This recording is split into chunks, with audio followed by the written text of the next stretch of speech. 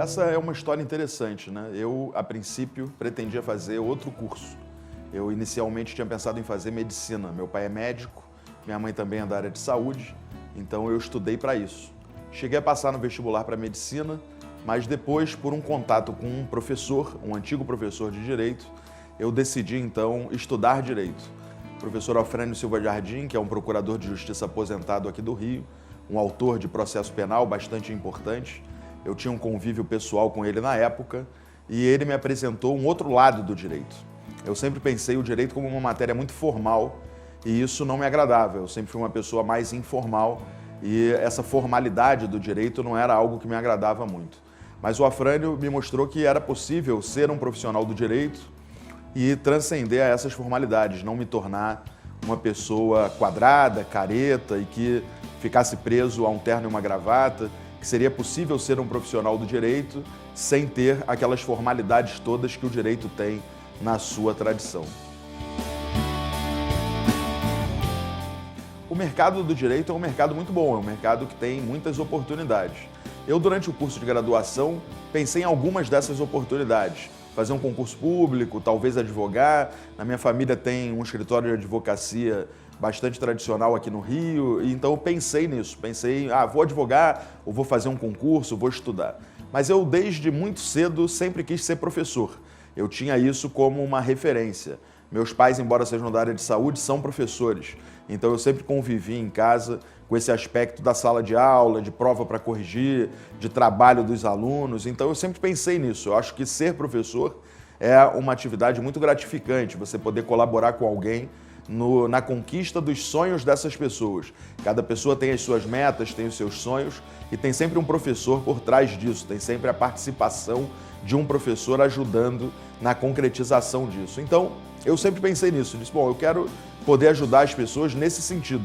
Pretendo ser advogado ou talvez fazer um concurso público, mas tinha sempre a certeza de que professor eu seria. Tanto que, assim que eu me graduei, logo que eu me formei, quando eu tinha 22 anos de idade, eu procurei por um desembargador que era coordenador de uma faculdade aqui no Rio e disse para ele, olha, eu quero ser professor, gostaria de saber se tem alguma oportunidade aqui para ser professor.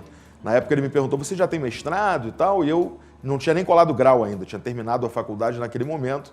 E aí disse para ele, olha, desembargador, eu nem colei grau ainda, mas eu tenho muita vontade de dar aula, quero muito conseguir começar a dar aula, ser professor sempre foi a minha meta durante o curso de graduação e aí busquei essa oportunidade numa instituição privada inicialmente. Eu fiz a faculdade de Direito, eu comecei a faculdade de Direito em 1994. A gente não tinha internet ainda no Brasil. O celular era algo raro, pouquíssimas pessoas tinham acesso a celular. Eu me lembro que eu mesmo tive meu primeiro celular quando já estava lá no terceiro ano da faculdade, quando teve uma democratização do celular aqui no Rio de Janeiro, e aí eu tive acesso a ele. Me parece que a maior mudança no mercado de direito e no próprio estudo do direito ao longo desse tempo foi a introdução dessas novas tecnologias. Hoje você, com um aparelho de telefone celular ligado à internet, em qualquer lugar que você esteja, inclusive dentro da sala de aula, consegue olhar as decisões dos tribunais, consegue olhar a atualização legislativa. Então hoje se exige muito mais do professor na sua capacitação e do aluno no seu esforço individual para acompanhar as aulas, para conseguir estar inteirado com essas novidades todas. Além disso, o sistema online, de certa forma, democratiza essa possibilidade de ensino, porque a gente pode dar uma aula no Rio de Janeiro, que é uma grande capital, ou em São Paulo, que é uma grande capital, e levar essa aula a todos os lugares do Brasil ou do mundo. A gente tem, às vezes, aí alunos que falam, eu estava de férias na Disney, mas mesmo assim assistia às aulas lá pelo sistema online. Isso é uma diferença muito grande. Na minha época, ou eu ia à aula, ou eu perdia a aula. Hoje não se perde mais aula, hoje você tem mecanismos eletrônicos e de tecnologia que permitem a aula chegar a qualquer lugar e a qualquer tempo. Então o aluno não pôde vir à aula hoje, amanhã ele assiste ou depois ele assiste, ele tem uma facilitação maior. Por outro lado, o número de informações que chega para o aluno, assim como para o professor, é muito maior. Então isso exige também um maior estudo, uma maior dedicação, um maior afinco para que o professor consiga acompanhar e o aluno também consiga acompanhar essas inovações todas. Na minha opinião, hoje, estar atualizado é mais difícil do que era na época que eu fui aluno da graduação. Você, para ter uma informação sobre uma jurisprudência, uma decisão que o Supremo Tribunal Federal tomou, você levava pelo menos um mês. No final do mês saía lá um boletim de informativo de jurisprudência e aí você tinha conhecimento dessas informações. Hoje, no mesmo dia, no final do dia, a assessoria de imprensa publica um e-mail com as notícias do dia do Supremo. No dia seguinte, o aluno já te cobra isso na sala de aula, já quer saber aquela posição, aquela inovação, o que mudou, o que não mudou. Então, é mais difícil hoje, porque o acesso à informação é mais facilitado, então exige muito mais do professor e dos alunos. Eu comecei a dar aula em curso preparatório em 2001, preparando para concursos públicos aqui no Rio de Janeiro, num curso que havia aqui na época, e fora do Rio de Janeiro também, em Juiz de Fora e depois em outros lugares. E aqui no Rio de Janeiro eu comecei a dar aula também na Escola de Magistratura. Quando o grupo que é responsável pelo curso Fórum criou o curso Fórum aqui no Rio, eu fui convidado para fazer parte do curso, para dar aula logo nas primeiras turmas aqui do curso. Depois tive um período de afastamento dos concursos públicos, nunca me desliguei completamente, mas fiquei um período afastado porque assumi um cargo de direção numa universidade particular aqui do Rio, e isso me tomava muito tempo, então acabei me afastando um pouco dessa preparação para concursos públicos. E em 2007 eu retornei a isso com uma ênfase um pouco maior e logo depois, em 2009, eu comecei a me dedicar à preparação para a OAB especificamente. E aí foi que o professor Pedro Barreto convidou o Rodrigo Belo para vir aqui para o curso. O Rodrigo já dava aula em alguns outros cursos e eu então o conheci aqui e a gente formou uma dupla, inicialmente na primeira fase e depois na segunda fase da OAB. A dupla deu certo, eu acho que nós temos perfis bem diferentes em alguns aspectos e esses perfis acabam se complementando e os alunos gostam disso. Então é como se fosse aquela dupla de policiais que a gente brinca no meio penal, sempre dizendo que é um policial bonzinho e um policial malvado. Eu acho que é mais ou menos isso. As grandes duplas normalmente são formadas por pessoas bem diferentes que se complementam. Eu acho que isso é que faz com que a nossa dupla tenha tanto sucesso. A gente se complementa em alguns aspectos, somos contraditórios em outros. Por exemplo, a Lei Maria da Penha, ele defende a Lei Maria da Penha com unhas e dentes.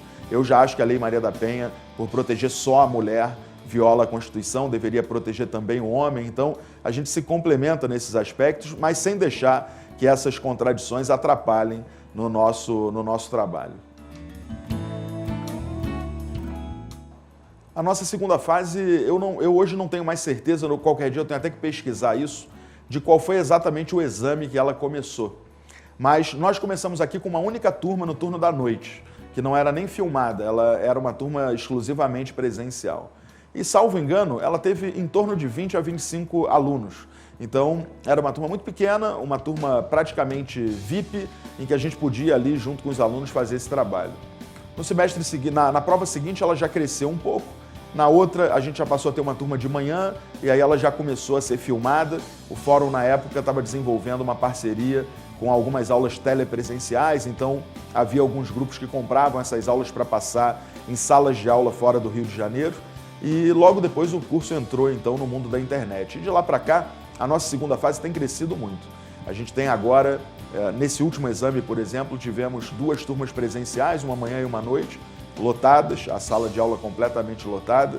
Uma turma à tarde, que é a turma que a gente chama de turma VIP, que é uma turma pequenininha, com 20 alunos só, e que a gente prepara de forma mais concentrada, atendendo às peculiaridades de cada um dos alunos. E tivemos no online, nesse último exame, 4 turmas diferentes.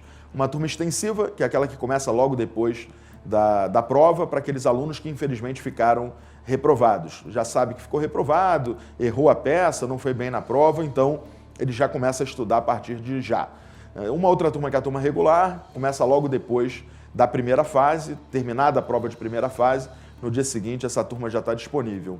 Uma turma intensiva, que é uma espécie de reta final, uma turma que serve para aqueles alunos que só conseguiram aprovação na primeira fase, depois das anulações das questões, porque demora um pouco para ter esse resultado, então eles se veem meio apertados para se preparar para a segunda fase. A gente fez uma turminha especificamente para eles, com conteúdo menor, mais direcionado, para que eles consigam se preparar para a prova. E uma turma de resolução de provas, que é uma turma bem interessante, a gente gravou todas as provas anteriores. Então eu acho que esse crescimento que a segunda fase vem sofrendo aqui no curso Fórum, com a nossa dupla, comigo e com o Rodrigo, ela se deve a esse carinho e essa dedicação que a gente tem com a segunda fase. Seja no presencial, seja no online, a gente se torna amigo do aluno, o acompanha até o final, tem a vontade muito clara de vê-lo aprovado, de levá-lo até a aprovação e uma preocupação muito clara com a preparação. Acredito que esse é o grande diferencial, o aspecto humano que a gente consegue trazer para a segunda fase, inclusive no online, que normalmente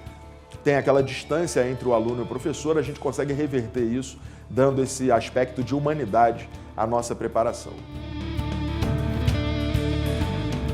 Com certeza a nossa dupla tem como foco a aprovação dos nossos alunos e esse é o caminho que a gente persegue o tempo todo. Todas as novas segundas fases tem sempre alguma novidade, um novo treinamento, uma nova peça, um novo simulado, uma nova monitoria, enfim. A toda a turma a gente inova, sempre buscando aquilo que é o melhor para o aluno, sempre buscando o melhor para a aprovação dele. O nosso foco é esse, é prepará-lo para que ele consiga passar na prova, para que ele consiga chegar lá no domingo com segurança para passar na prova. Porque passar na prova não é nem tão difícil quanto as pessoas imaginam, mas é um resultado de uma série de fatores. Uma boa preparação, um estado psicológico legal no momento da prova, calma, tranquilidade, ler com atenção, e isso exige treino. O que a gente faz com os alunos é treiná-los para passar na prova. Esse treinamento é essencial para que eles passem na prova. Não é nada misterioso, mas é um trabalho de dedicação a treiná-los. Acho que esse é a grande chave. Se você perguntar o que vocês fazem na segunda fase, o que nós fazemos na segunda fase é, óbvio, ensinar o conteúdo. A gente recebe alunos com níveis absolutamente diferentes, alguns alunos muito bons, outros alunos com deficiências, mas que acreditam na gente, acreditam no nosso trabalho e a gente consegue, obviamente, dar a eles ali o conteúdo mínimo que é necessário para passar na prova. Mas o mais importante é treiná-los para a prova. O emocional, o psicológico, a forma de como responder, a objetividade nas respostas, todos esses aspectos são muito importantes. Então, o treinamento, acho que é a alma da preparação para a segunda fase.